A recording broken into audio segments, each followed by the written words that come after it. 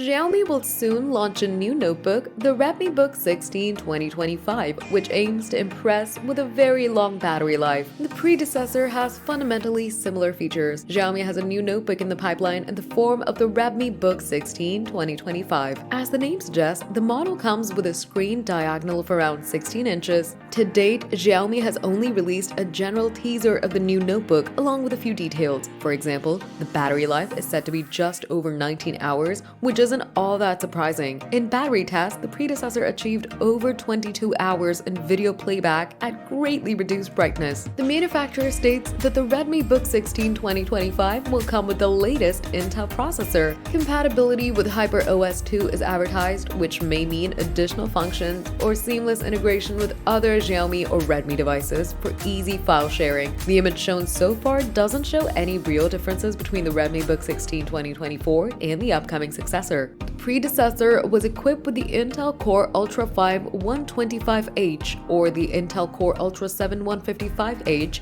a 16-inch IPS panel with a resolution of 3072 by 1920 and a refresh rate of up to 165 Hz. The Redmi Book 16 2025 is scheduled to be unveiled on January 1st, together with the Redmi Turbo 4.